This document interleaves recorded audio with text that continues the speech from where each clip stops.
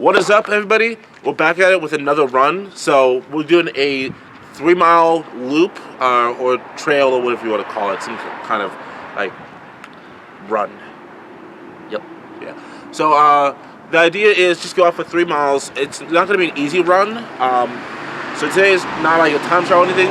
The pace is going to be pushing a little bit, but also pulling back. I'm hoping to hit like a 9:40 to 10 pace today. What are you hitting? Just feeling it. Probably gonna try to run at least close to 7, if not under 7. Yeah. So we're gonna get some shots of us actually running. Well, I made shots. I don't know about my boy here. I'll try. Yeah. Since I'm pretty fast. And maybe some thoughts during the run. Again, we're gonna be kind of taxed, so it's gonna be fun. So yeah, that's gonna be basically it. We'll talk to you after the run for some like thoughts and recommendations of what we thought about this run. Personally, I don't know where I'm going, so I'm gonna follow him most of the way until he disappears from the run. Yeah. So yeah, that's pretty much it. We'll see you in the next clip. 1 down. 2 more to go. Feeling alright. Gotta keep pushing. Sorry for the wind and our breath, but I'm 1.75 miles out, and the route that my buddy picked, Colin, he didn't tell me I had to go through some bushes, so I ended up running a little farther south, just like, I don't know, like 0.2 of a mile, and got back on the path. There's an angry goose, but hopefully they don't attack me. But yeah, I'm back on the path. It's feeling good. I'm slower than I wanted to be, but that's okay. Right now, I still want to get attacked by this goose. Listen, gooses, I'm nice. Alright, I'm nice. Quack to you too. Time, 20 minutes. Distance, 1.89 miles. There you go. Average pace, 10 minutes 33 seconds per mile. Current pace, 10 minutes 52 seconds per mile. Alright, time for a push. I'll see you back at the house. Alright, we are back. Yep, we're back. Don't mind the dogs, just being cute. This one is. That's a Drama Queen Drama Queen! 2.0. Okay, so we're gonna go over our splits real quick as we went over them earlier in the last clip. But let me see what my split is here. Yeah, we had it's just for some reason my camera decided to go slow-mo and there was no audio, so we're gonna have to kind of reshoot it here, but yeah. So first mile, the 3 miles. So actually, I'm gonna put this up on the screen.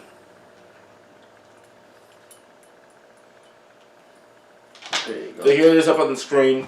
So the first mile went pretty well. Was expecting it was at 10:01, and elevation was negative 9 feet, so negligible, nothing really. And that went okay. I kind of found my pace around that point. Second mile was an 11:07. That one started to slow down, and like I felt like the wind against me and everything. It was pretty good, like feel wise, but I got lost. Started walking and went around trying to figure things out. And backtrack a bit. Yeah, a little bit of backtracking. The third mile, which Second and third. yeah, second to third was about it was 11:24. So I was really tired. I was chugging along, but I ended up finding the turn, came around, ran down that way, came back, and I ran just a little bit further than 3 miles, but we won't go over that.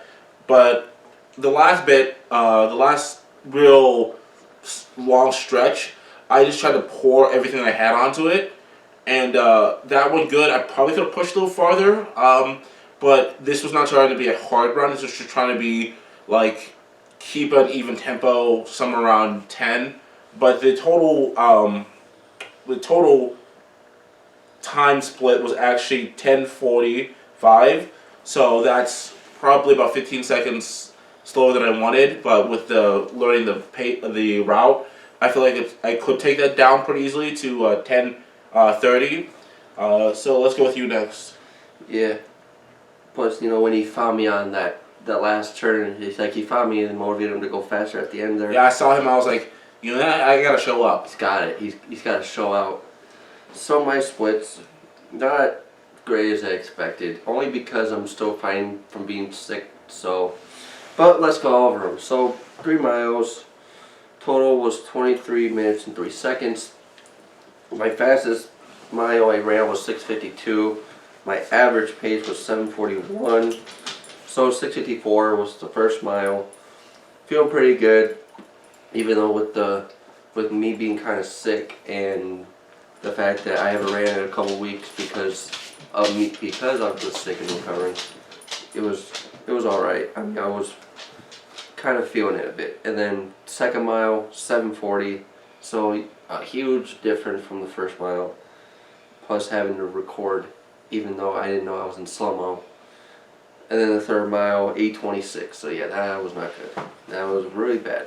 I kind of was just doing a feeler type run. I wasn't really looking out. I knew I wasn't going to probably run very impressive splits. It was just more of like just doing what I can, putting myself out there and be like, okay, how fast can I go and how much time can I do this 3 miles in? So basically, just tell your body, let's see what happens. Yeah, basically, just seeing what happens. And I did it in 23 minutes. So I guess just below 8 minutes. So above 7:30, below 7:45. So not too bad of a run.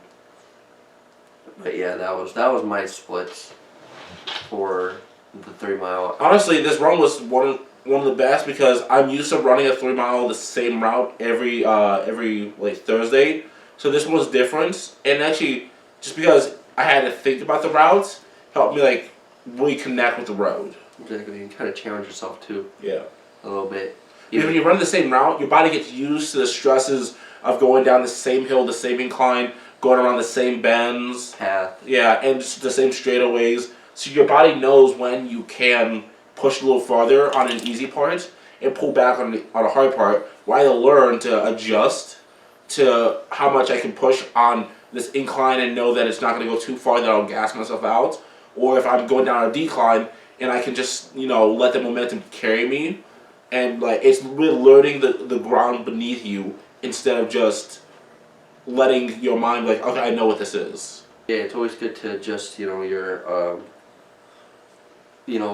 routes, just so you're not used to the same one every time. I'm used to many different routes by now. I've done so many routes, I can't even count back in my head how many routes I'm used to. But it's always good to just either adjust or change it or do a new one, try to make up a new one. Just so you're not doing the same route all the time. I mean, it's good to do the same route just so your body get used to it. But at the same time, it's always good to do something different just to get used to, just so your body can adjust to that kind of, system of like, okay, especially when you're going out and training for like I said, 8K or something like a half or full. It's good to, do different types of routes just so you're, especially something if it's hilly with terrain like we did that 8K. Yeah. That's good to adjust to that. That was a challenge. I was not used to that terrain at all. Yeah, just in case, if you stumble upon it while you're doing a race, it's always good to train for those type of stuff, just so when you're in a race day, you're fully prepared for what's gonna happen.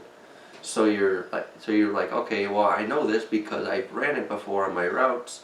So it's like, okay, you get in that mindset. It's like, yep, okay, let's do it. And then you just plan a strategy. It's like, okay, I know what I gotta do here, here, and here. It's always good to conserve your energy during runs too, making sure you're not going out too fast. You're not going out too slow. You're kind of just going in between, where you're not comfortable, but you're at the same time you're not uncomfortable. It's just kind of like one of those where you're just like, you're going out there, not going out too fast, where you're like sprinting, but at the same time you're not going out and starting where you're just right away just talking at a talking pace. Finding that pace, it's one of those where it's like not conversational. It's one of those where you can say a couple words, just like it's like quick conversational / say a couple words like let's go or keep going, let's do this. Yeah, that's what they call zone 2 training. Yeah, it's just one of those where it's like you want to find that pace where it's like when you're starting out, find that pace where it's not where it's just where you can always say like maybe a couple words, like Yeah. let's go, let's do this, something like that. Zone 2 training.